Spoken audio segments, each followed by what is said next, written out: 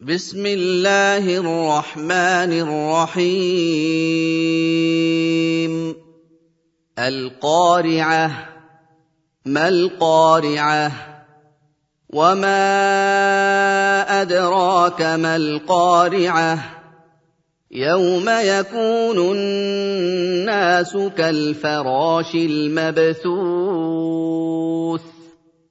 وتكون الجبال كالعهن المنفوش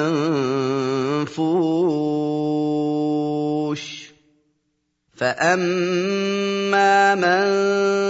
ثقلت موازينه فهو في عيشة راضية وأما من خفت موازينه فأمه هاوية وما أدراك ما هي نار حامية